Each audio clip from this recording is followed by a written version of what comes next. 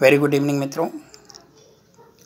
पहले तो मैं उन तमाम अभ्यर्थियों को जो पीजीटी इंटरव्यू देने जा रहे हैं 21 से, जिनका इंटरव्यू शुरू हो रहा है, माध्यमिक शिक्षा सेवा चयन बोर्ड अपने दूसरे चरण में 11 विषयों का रिजल्ट जो है वो 8 अक्टूबर को जारी किया और उनका इंटरव्यू का डेट जो है वो 21 से प्रस्तावित है। 21 से लेकर यानी 21 अक्टूबर से 30 अक्टूबर तक उनका इंटरव्यू होगा। तो उन तमाम अभ्यर्थियों को जो इस इंटरव्यू में सम्मिलित होने जा रहे हैं, जो 21 से इंटरव्यू देने जा रहे हैं, उन सबको अपनी तरफ से शुभकामनाएं देता हूं। Wish them all the best for their interviews. और दूसरी तरफ जिनका इंटरव्यू हो चुका है, माध्यमिक शिक्षा सेवा चयन बोर्ड 25 सितंबर को पीजीटी का पहले चरण का रिज़ल्ट जारी किया था। 12 विषयों का रिज़ल्ट उसमें जारी हुआ था और उनका इंटरव्यू जो है 5 अक्टूबर से शुरू हुआ। आज 19 अक्टूबर है। तमाम बच्चों का इंटरव्यू हो चुका है। कल तक ये इंटरव्यू और चलेगा।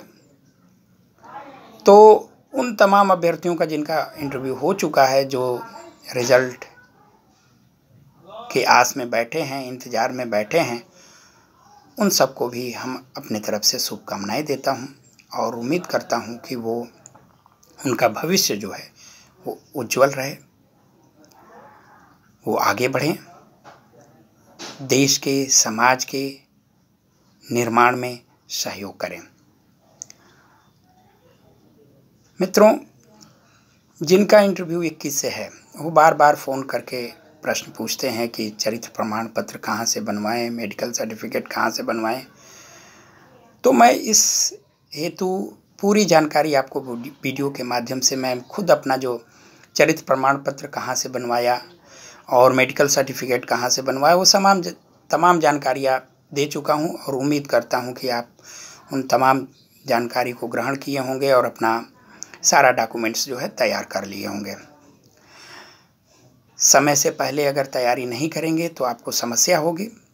तमाम अभ्यर्थी फ़ोन करके पूछ रहे हैं कि सर, डिग्री में मेरा नाम के स्पेलिंग्स में कुछ मिस्टेक है, मेरे पिताजी के स्पेलिंग्स में कुछ मिस्टेक्स है, माताजी के स्पेलिंग्स में कुछ मिस्टेक्स है।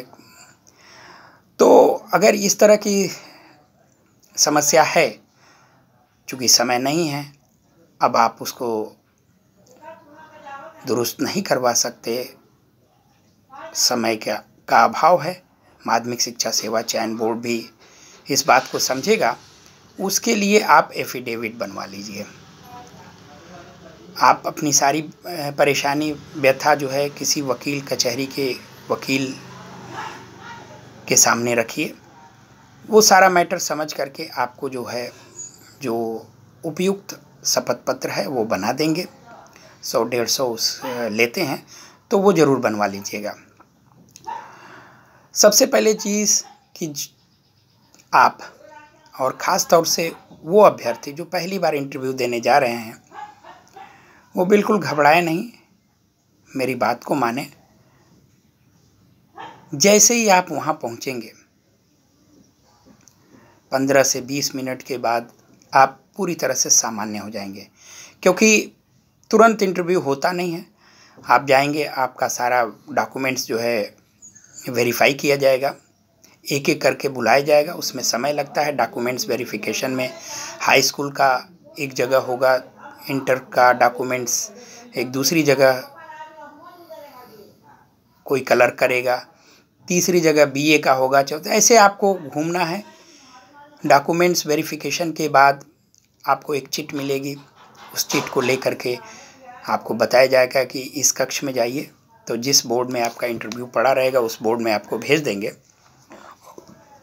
और ये याद रखिए कि इंटरव्यू में आप थोड़ा सा समय लीजिए, यानी कुछ बच्चों का इंटरव्यू हो जाए तभी आप प्रवेश लीजिए। प्रवेश लेने से पहले आप उनका परमिशन ज़रूर लीजिए। मे आई कम इन, सर मे आई कम इन, या सर क्या मैं अंदर आ सकता हूँ, इस तरह का वाक्य आप प्रयोग कर सकते हैं। जब वो अनुमति दें तभी आप अंदर कक्ष में प्रवेश करें।